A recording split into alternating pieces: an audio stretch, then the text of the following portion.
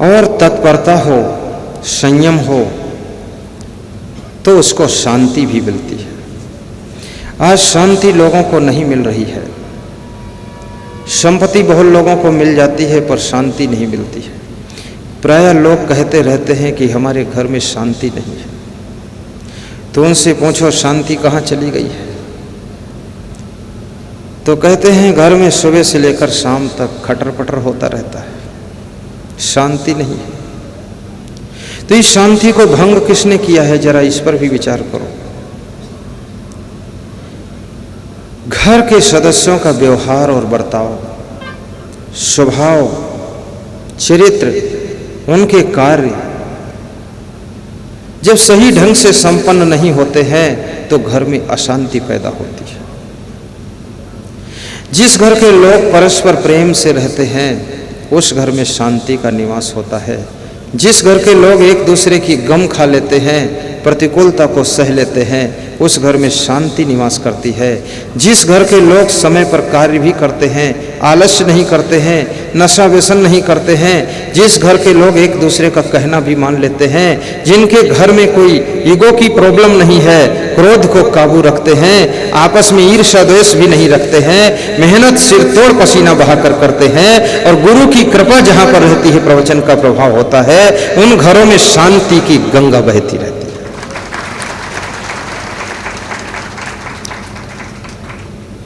जिस घर में लोग छोटी छोटी बात को लेकर के भी बहुत चिल्लाते रहते हैं, सुबह की गलती को रात तक चर्चा करते रहते हैं, 2-3 साल तक किसी की गलती को दोहराते रहते हैं, नेगेटिव पॉइंटों को भुलाने की भी कोशिश कीजिए। मनुष्य एक ऐसा प्राणी है, ना चाहते ही भी गलतियां इससे हो जाती है और इसकी गलतियों को जो क्षमा करता है वो बहुत महान होता है। और गलतियों को बार बार दोहराइए भी मत। एक बार गलती हो जाए तो उसे गलती कहते हैं और वही गलती बार बार हो तो उसे अपराध कहते हैं, और अपराध का दंड तो आपके कर्म ही दे देते हैं। इसलिए बराबर गलतियां मत कीजिए, सुधार भी कीजिए। अपने घर में बड़ों का आदर कीजिए, शांति मिलेगी। घर के मालिक के मनोबल को बढ़ाइए, मनमानी मत कीजिए, जिद और हट से काम मत लीजिए। आपके घर का जो नेतृत्व कर रहा है, जो घर का मुखिया है, उसको संभाल कर रखिए। आपने इंजन देखा होगा तो इंजन में जब तेल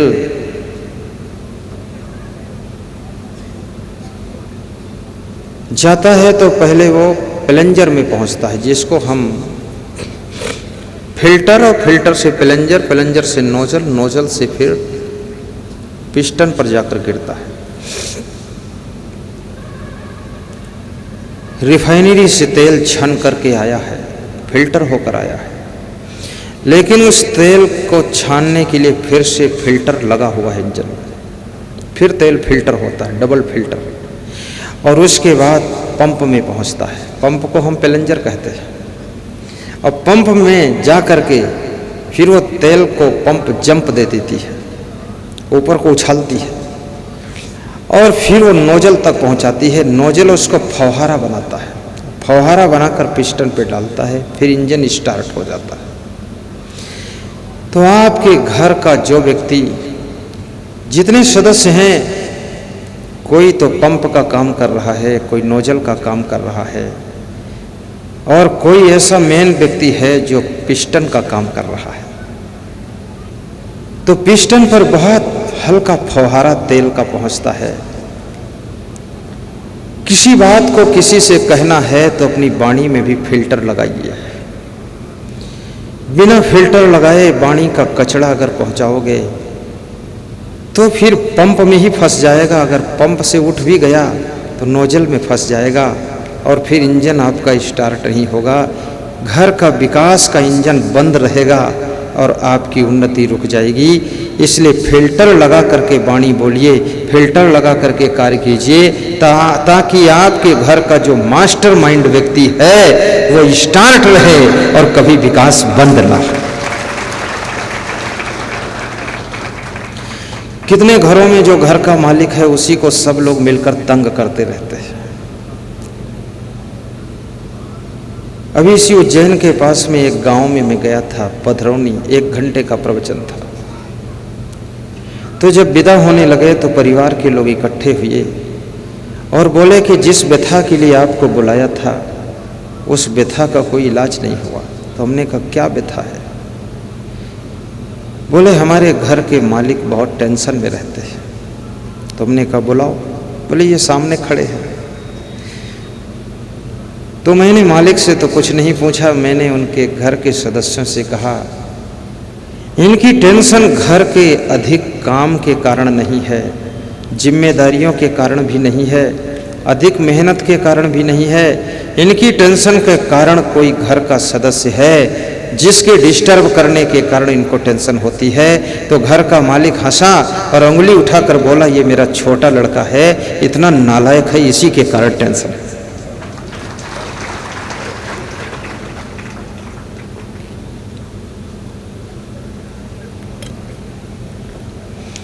तो उनके घर की बहुओं ने कहा गुरुजी हम लोग टेंशन इनको नहीं देते। तो उन्होंने कहा बाकी सब हमारे घर में देवी देवता हैं, एक ही काल भैरव पैदा हुआ है।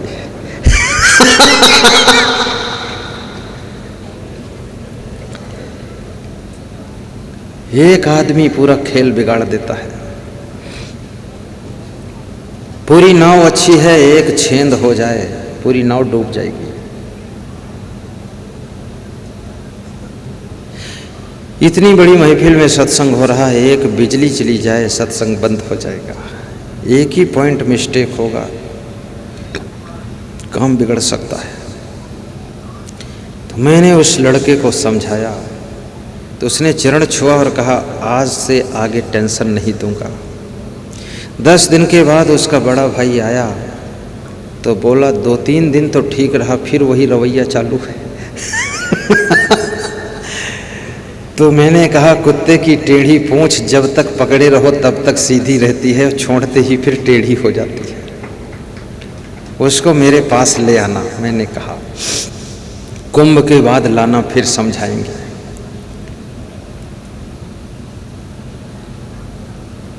घर संभालना भी बहुत बड़ी कला है, आश्रम संभालना बहुत बड़ी साधना है, किसी पार्टी का नेतृत्व करना बहुत बड़ी सहनशीलता का विषय है, पूरे देश की बागडोर को संभालना बहुत बड़ी चुनौती का काम है, और किसी कार्यक्रम का नेतृत्व करना, कहीं भी गड़बड़ी होगी तो उसी मेन आदमी को सब लोग निशाना बनाते हैं, और सब अच्छा होगा तो बहुत कम लोग धन्यवाद देते हैं। इसलिए याद रखना जितना ज़्यादा जिम्मेदारियां आपके ऊपर हों उतनी ज़्यादा सहनशीलता को बढ़ा लेना, और जिम्मेदारियों से भी कभी मत घबराना। ये मत सोचना, ये मत कहना कि हे गुरुदेव, हे भगवान अब जिम्मेदारियों को कम करो, ऐसी प्रार्थना मत करो, बल्कि ऐसी प्रार्थना करना कि जिम्मेदारियां 1-2 चाहे और बढ़ा दो, लेकिन मेरे कंधों को और ज़्यादा मजबूत करो ताकि हम और ज़्यादा काम कर सकें।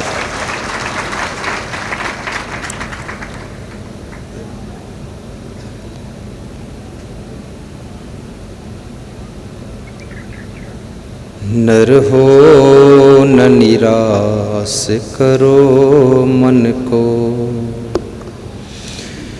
कुछ काम करो, कुछ काम करो। गाइए, कुछ काम करो, कुछ काम करो। नर हो न निराश करो मन को। बोलो, नर हो न निराश करो मन को। निराशा मृत्यु का दूसरा नाम है। निराश हुआ व्यक्ति मरता तो नहीं है, लेकिन कुछ करता भी नहीं है। क्योंकि निराश व्यक्ति के अंदर कुछ भी करने की तमन्ना खत्म हो जाती है। इसलिए मैं कहूँगा निराश मत होना। निराश व्यक्ति की केवल सांस चलती है, आस टूट गई है।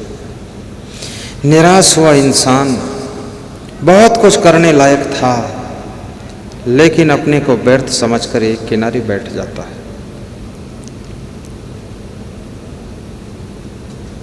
जब तक शरीर में सांस है तब तक कुछ करने की आस रखो। एक 80 साल का बूढ़ा संत हिमाचल में पहाड़ के ऊपर सेव का बगीचा लगा रहा था, पेड़ लगा रहा था। सेव फल जो होता है, फ्रूट, मौसमी के पौधे लगा रहा था। तो मैंने उससे पूछा कि महात्मा जी इस उम्र में लगा रहे हो? तो उसने कहा बचपन से सेव फल और मौसमी फल खा रहा हूँ, तो बुढ़ापे में इसलिए लगा रहा हूँ कि आने वाली पीढ़ी को मैं भी कुछ खिलाऊंगा। मैं तो चला जाऊंगा, लेकिन मेरे लगाए हुए पेड़ों के फल आने वाली पीढ़ी खाया करेगी।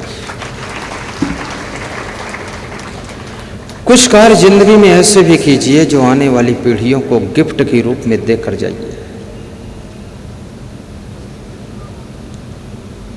अपने लिए तो पशु पक्षी भी कर लेते हैं, लेकिन लंबे समय तक समाज की सेवा होती रहे, ऐसे भी कार्यों को संपादित करना।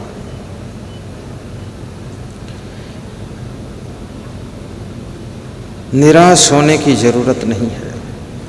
किसी के चोटदार शब्दों को सुनकर भी निराश मत होइए, क्योंकि बोलने वालों के पास में भी विवेक नहीं होता है। कितने लोग कुछ ऐसी बात बोलते हैं, आपका उत्साह खत्म हो जाएगा। आपके परिवार में कुछ ऐसे सदस्य भी होते हैं जो कुछ ऐसे कार्य करते हैं जिसके कारण तुम निराशा में डूब जाओगे।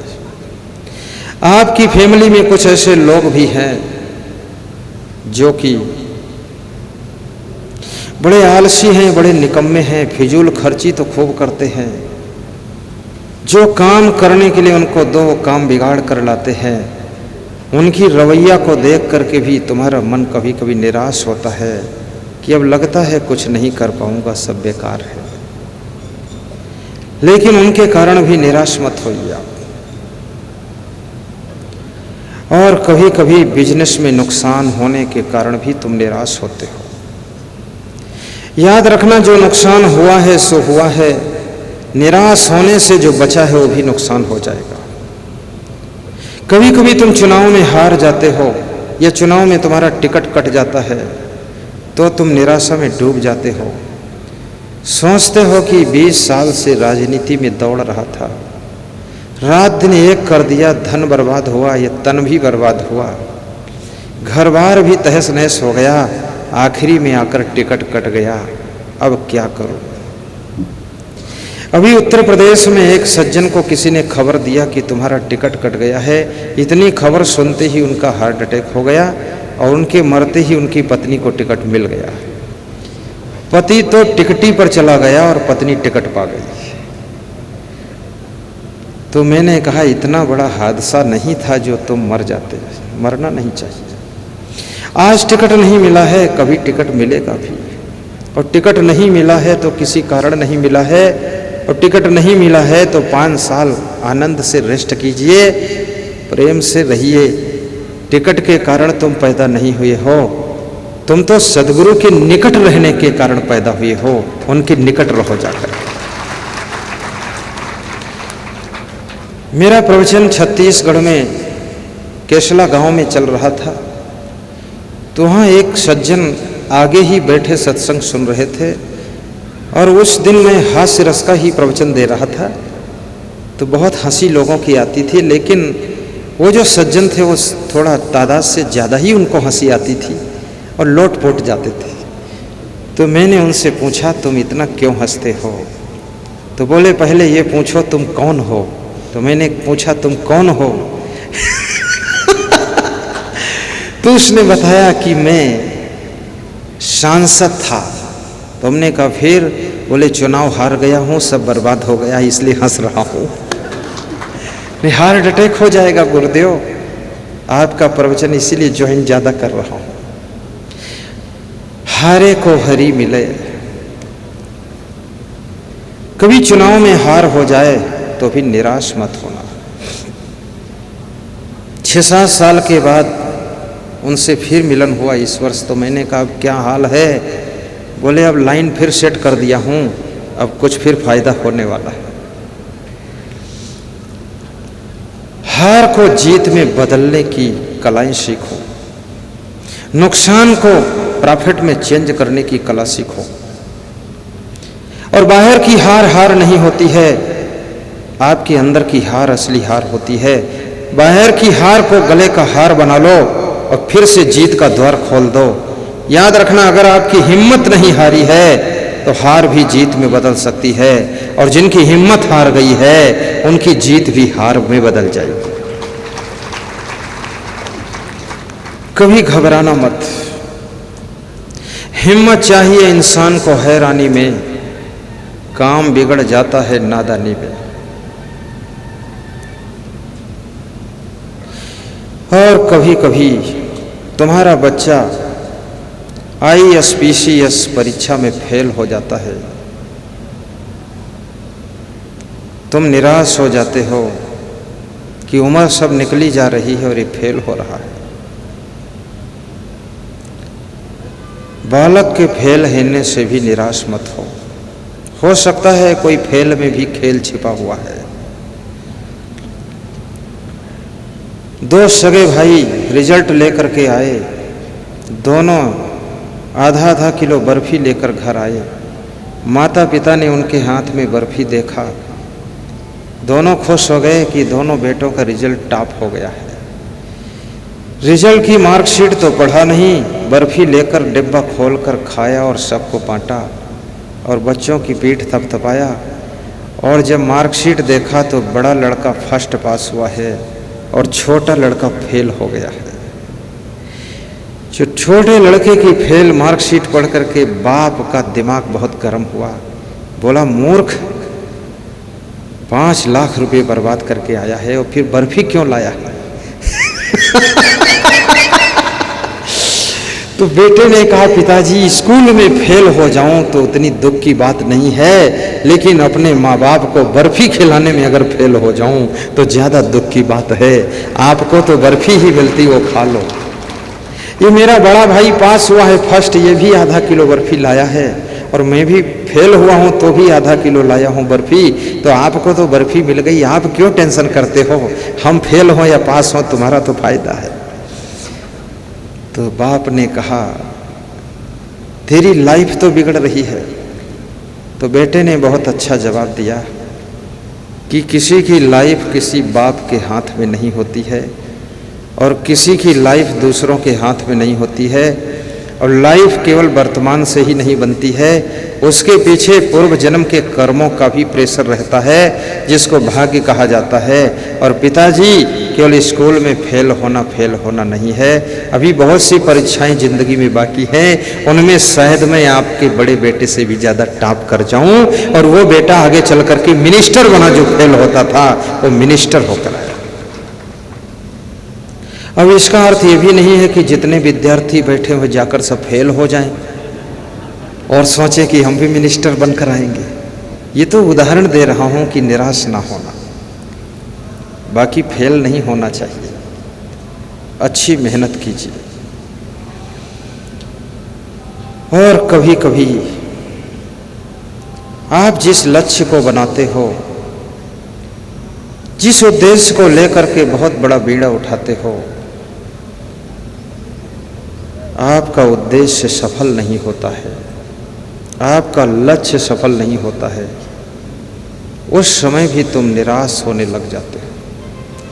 लेकिन मैं आपसे निवेदन करूंगा, जब जीवन में हर तरफ से नुकसान होने लग जाए, समस्याएं चारों तरफ से आपको घेरने लग जाएं, ऐसी कंडीशन में अपनी हंसी को बढ़ाना, मुस्कान को बढ़ाना, ठहाका मारकर हंसना, उलझन के जाल में फंस मत जाना। टेंशन करने से हार्ट अटैक की बीमारी आएगी, ज़्यादा टेंशन में रहोगे शुगर की बीमारी बढ़ जाएगी, अधिक टेंशन करोगे सिर भारी भारी हो जाएगा, और ज़्यादा चिंता और सोच विचार करोगे तो पैरालिसिस लकवा अटैक भी हो जाएगा। इसलिए याद रखना, चिंता और टेंशन करने से, दुखी और निराश होने से इस शरीर की भी हानि होती है। इसलिए कितने ही संकट में फंस जाओ, लेकिन एक बार ठहाका मारकर हंसो, सारी चिंता हट जाएगी और आपका जीवन आनंद में आ जाएगा।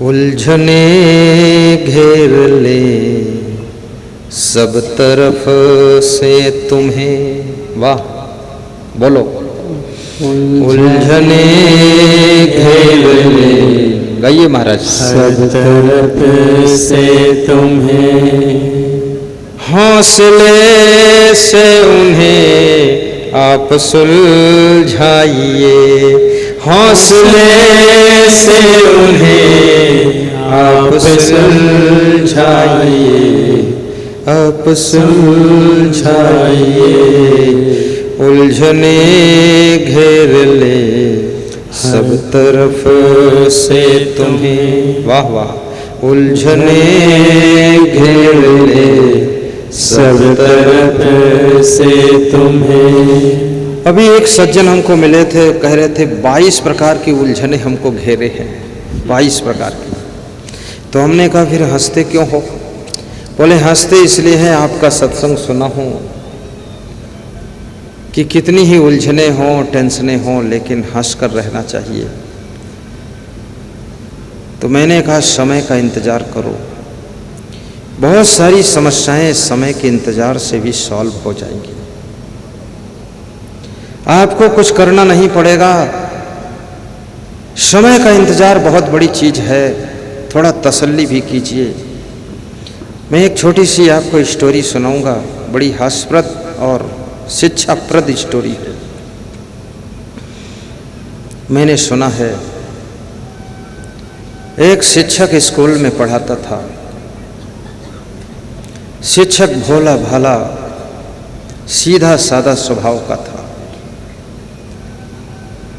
पैंट शर्ट पहनकर जाता था स्कूल। विद्यार्थियों ने कहा, शिक्षक महोदय कभी कुर्ता पाजामा भी पहन कर आओ, आपको हम सब स्टूडेंट कुर्ता पाजामा में देखना चाहते हैं। शिक्षक ने कहा, जैसी आप सबकी इच्छा में कल कुर्ता पाजामा पहन कर आ जाऊंगा। शिक्षक घर आया, मार्केट गया, कपड़ा लेकर टेलर को दिया। रात बीती, सवेरे कुर्ता पाजामा सिलकर आ गया।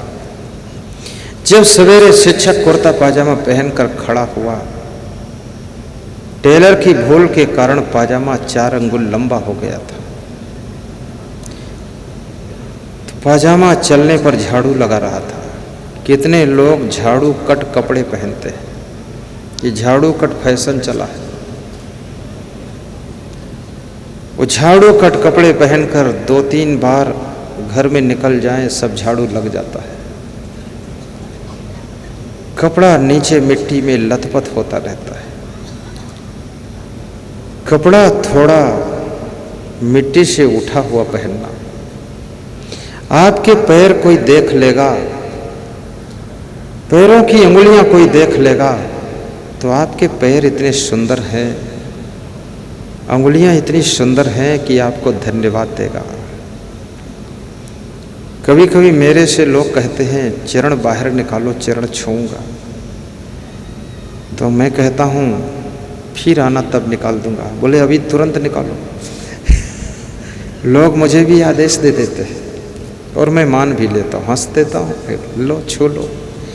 सबको इसलिए चरण नहीं छुआता हूँ कि संख्या ज़्यादा है, टाइम कम है, तो चरण छुआने में प्रोग्राम बहुत देर हो जाएगा।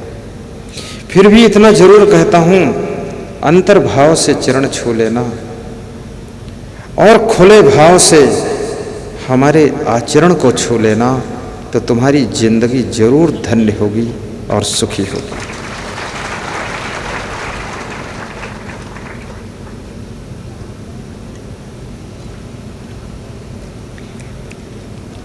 महान पुरुषों के चरण छूने के साथ साथ उनके आचरण भी छुओ, उनके गुणों को भी अपने अंदर प्रवेश करो। तो शिक्षक ने विचार किया कि अब क्या करूं। पाजामा निकालकर अपनी मां के पास गया।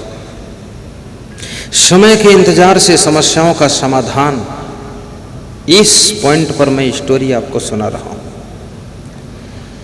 और अपनी मां से कहा कि मां, टेलर की भूल के कारण पाजामा 4 अंगुल लंबा हो गया है, काट कर मोड़ कर सील कर रख देना, कल पहन कर जाऊंगा। मां का दिमाग गर्म था। कितने लोग शरीर से तो बूढ़े हो जाते हैं लेकिन उनका क्रोध बूढ़ा नहीं होता है। ज्यों ज्यों उम्र ढलती है, शरीर कमजोर होता है, त्यों त्यों उनका क्रोध और बलवान होता है। एक बात भी नहीं सुन सकते हैं, सह नहीं सकते, रहेंगे उसी घर में लेकिन रोज उलझ उलझ कर रहेंगे। ये बुद्धिमानी नहीं है। जब शरीर कमजोर होने लग जाए, बुढ़ापा आने लग जाए, हाथ पांव ढीले हो जाए, गुस्सा को पूरा कम कर देना, प्रेम को बढ़ा देना, घर के काम करने वालों से मुस्कुरा कर बोलना, उनको धन्यवाद देना और कहना कि अब तुम ही सबको संभालना है, हमारा तो रिटायरमेंट हो गया है। और कभी कभी प्रशंसा उनकी करना, तो प्रेम से बैठे बैठे आपको गरम गरम भोजन खाने को मिलेगा। अगर ज़्यादा क्रोध करोगे तो गरम गरम बातें सुनने को मिलेंगी, भोजन नहीं मिलेगा। शरीर कमजोर हो गया है, अब थोड़ा कंट्रोल में रहिए।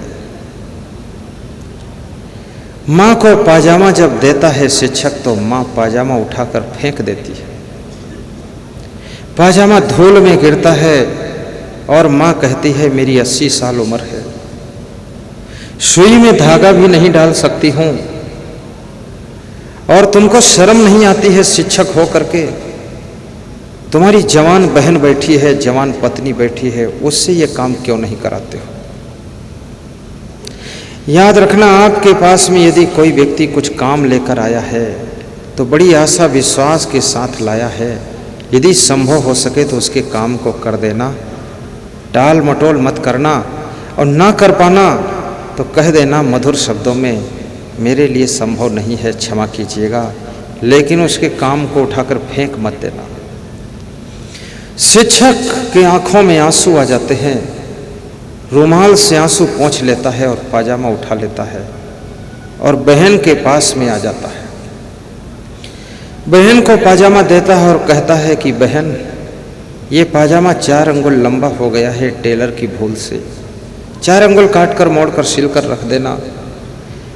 बहन ने पाजामा उठाया और फेंका तो जूठे बर्तनों में गिरा जाकर। बहन ने कहा, वेतन लाते हो तो अपनी पत्नी के हाथ पर रखते हो, और पाजामा छोटा करवाना तो मेरे पास लाते हो। बहन की गुस्सा तब तक शांत नहीं होती है जब तक ससुराल से 2-4 बार उसके राउंड नहीं हो जाते। जब ससुराल में 2-4 राउंड हो जाते हैं और सासू शिकंजा कसती है, उधर ननद जो है पूरे आनंद को खत्म करती है, उधर देवर जो है पूरा लेवर की तरह जुटता है, तब दिमाग ठिकाने आता है कि मेरा भाई ही अच्छा है, तब उसकी याद आने लग जाती है।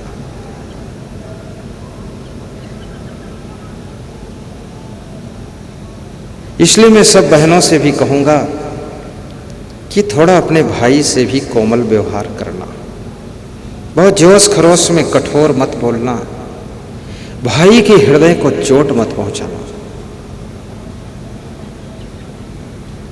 सबके दिलों को संभाल लो। विदुर जी ने एक बहुत बड़ी बात कही है, सर्व तीर्थेषु वा स्नानम सर्वभूतेषु च आर्जवम उभे त्वयते समय स्यातम आर्जवम वा विशिष्यते। सब तीर्थों में स्नान करने से जो फल मिलता है, उससे भी कहीं विशेष फल, ज्यादा फल सब प्राणियों के साथ में कोमलता और प्रेम का बर्ताव करने से मिल जाता है। इसलिए तीर्थों में जाने का मौका मिले न मिले, लेकिन घर में जो सदस्य हैं उनके साथ प्रेम और कोमलता का बर्ताव करना, तो चारों धाम का फल तुम्हारे घर में मिल जाएगा। अभी कल एक सज्जन कह रहे थे कि मैं तो केवल आपको ढूंढने आया हूं। तो मैंने कहा मैं क्या खो गया हूं? बोले खो नहीं गए हो, लेकिन कोई ठिकाना है तुम्हारा? तो हमने कहा स्नान चल रही है, स्नान भी।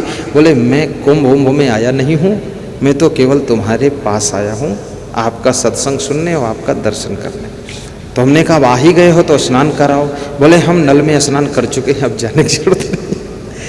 वो बिहार का आदमी है, पहली बार मिला है, और वास्तव में सत्संग त्रिवेणी संगम है। तो ये कोमलता का बर्ताव अपने माँ बाप के साथ भी करना, पति के साथ में भी कोमलता का व्यवहार करना, पत्नी के साथ भी कोमल व्यवहार करना, अपने घर के सदस्यों को कोमलता के धागे में बांध कर रखना, ये चारों धाम की यात्रा है। मध्य प्रदेश के एक सज्जन मेरे पास आए 1 साल पहले, तो कह रहे थे चारों धाम नहाया हूँ। तो हमने कहा सौभाग्यशाली हो। बोले गंगा सागर में डुबकी लगाया हूँ। हमने कहा भाग्यशाली हो। बोले मानसरोवर कैलाश भी गया हूँ। तो मैंने कहा किस्मत वाले हो। बोले शिरडी बाबा साईं के यहाँ भी गया हूँ। हमने कहा किशमिश खाओ जाकर वहाँ किशमिश होती है। तो मैंने कहा इतना सब घूम लिया, अब यहाँ क्यों आए हो?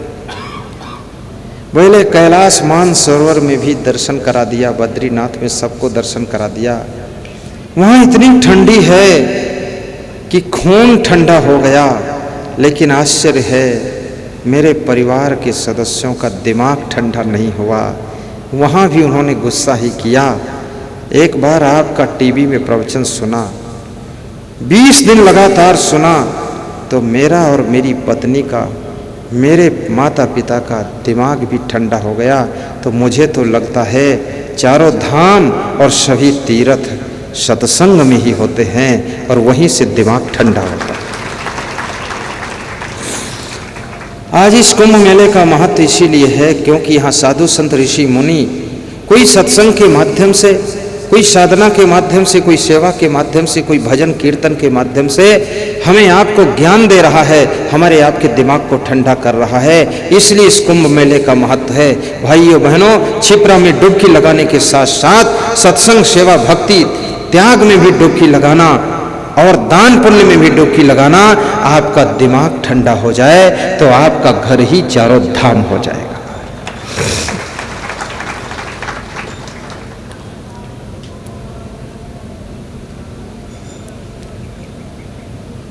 बड़ी मार्मिक बात है। आप थक तो नहीं गए सुनते सुनते? हैं? थकान तो नहीं? तो हंस के बताओ थका नहीं हूं। बड़े प्यारे श्रोता है, जो कहो वही करते हैं। इनका अर्थ यह है कि जो कहो करूंगा, लेकिन तुम सुनाते रहो, बस तुम न थको। गुरु सुनाते रहे हम तो सुनते रहे, गुरु सुनाते रहे हम तो सुनते रहे। बीते सदियाँ यूं ही गीत गाते रहे, बीते सदियाँ यूं ही गीत गाते रहे। मेरा बन के रहो, मुझको अपना कहो, मेरा बन के रहो, मुझको अपना कहो। मुझको इसके सिवा कुछ नहीं चाहिए, मुझको इसके सिवा कुछ नहीं चाहिए। भाव दो, भक्ति दो, भक्ति की शक्ति दो, मुझको इसके सिवा कुछ नहीं चाहिए। मुझको इसके सिवा कुछ नहीं चाहिए। भाव दो भक्ति दो, भक्ति की शक्ति दो, मुझको इसके सिवा कुछ नहीं चाहिए। धर्म वरदान दो, शक्ति का ज्ञान दो, मुझको इसके सिवा कुछ नहीं चाहिए। धर्म वरदान दो, शक्ति का ज्ञान दो, मुझको इसके सिवा कुछ नहीं चाहिए। भाव दो भक्ति दो, भक्ति की शक्ति दो, मुझको इसके सिवा कुछ नहीं चाहिए। मुझको इसके सिवा कुछ नहीं चाहिए। बोलिए सद्गुरु भगवान की जय। बहन ने पाजामा उठाकर फेंका। कहते हैं कि जब जोश हो उसमें कोई बात भी मत बोलो और कोई काम भी मत करो, क्योंकि जोश में जो बात बोलोगे वो बात केवल बात नहीं होगी, वो बात बाण होगी। वो बोली बोली नहीं होगी, वो गोली के काम करेगी। और जोश में हैं आप तो काम भी उस समय थोड़ा रुक जाइए, अन्यथा काम भी बिगड़ जाएगा। होश में काम कीजिए, जोश और बेहोश में रुक जाइए थोड़ा। और ज़्यादातर लोग बेहोश भी रहते हैं, कोई माया मोह में बेहोश है। होश में लाना ही कठिन है लोगों को। बहन ने पाजामा उठाकर फेंका, पाजामा जूठे बर्तनों में जाकर गिरा। पाजामा की दशा को देख करके शिक्षक दूसरी बार फिर रो लेता है और सह लेता है और देखता है कि बहन का दिमाग ज़्यादा गर्म है, इसलिए कुछ कहना भी ठीक नहीं है। जब किसी का मूड बहुत गर्म हो तो उस समय समझाने की कोशिश मत करना, वो समझेगा नहीं, वो आदमी आपसे भी उलझ जाएगा। मौने चा कलहो नास्ति, उसमें मौन होकर के उस कलह को कम कीजिए। और ये भी मत सोचिए कि हम सबको समझा ही देंगे, समझा नहीं सकते हो सबको, खुद समझ लो, इतना ही बहुत है।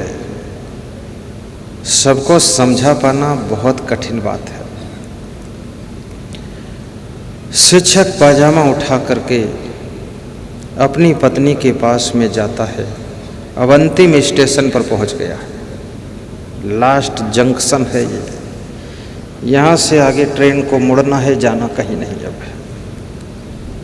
और पत्नी से कहता है कि टेलर की भूल के कारण पाजामा 4 अंगुल लंबा हो गया है, इसे काट कर मोड़ कर सिल करके रख देना, कल पहन कर जाऊंगा। पत्नी का स्वभाव ऐसे तो अच्छा ही था, लेकिन उस रोज न जाने क्या था कि उसका भी मूड गर्म था। कुछ लोग मूडी होते हैं ना, मूडी डूडी, उनका मूड देख करके काम करना पड़ेगा। पत्नी ने पाजामा उठाया और फेंका तो नाली में गिरा जाकर,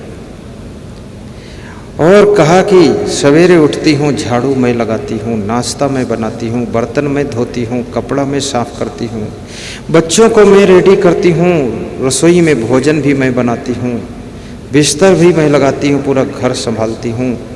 आपकी माँ, आपकी बहन बिल्कुल खाली बैठी रहती है, क्या ये छोटा सा काम उनसे नहीं करा सकते हो? ऐसा कहकर गुस्सा में आकर पाजामा को फेंका तो नाली में गिरा जाकर।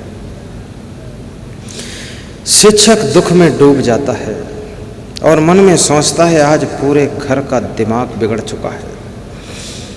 कभी कभी ऐसी कंडीशन आपके घर में भी जब आए कि सभी लोग गुस्सा में हों, नाराज में हों, जोश में हों, उस समय आप शांत रहना, मौन रहना, थोड़ा समय का इंतजार करना। समय बीतते ही उनका मन समझ जाएगा, क्योंकि बहुत देर तक आदमी गुस्सा में नहीं रह सकता है। प्रेम में तो पूरी जिंदगी भर रह सकते हो, लेकिन क्रोध में 5 मिनट में क्रोध में तुम थक जाते हो। सब हार्ट की गति बढ़ जाती है, प्यास लग जाती, गला सूख जाता है। लेकिन प्रेम में तो लंबी जिंदगी बिता सकते हो। इसलिए जब आदमी को क्रोध आता है, गालियां बकता है, तो आप देखना उसका गला सूख जाता है और अंदर से उसकी शांति सब भंग हो जाती है। शिक्षक पाजामा उठाकर घोंटी में टांग देता है, आंसुओं की घोंट पीकर पैंट शर्ट पहनकर स्कूल चला जाता है। घर में कोई समस्या हो, सदस्य उलझ गए हों, फिर भी आप अपने कर्तव्य को मत छोड़ना। जैसे शिक्षक स्कूल चला गया और स्कूल जाते समय अपने मां के पैर छूकर प्रणाम करके जाता है।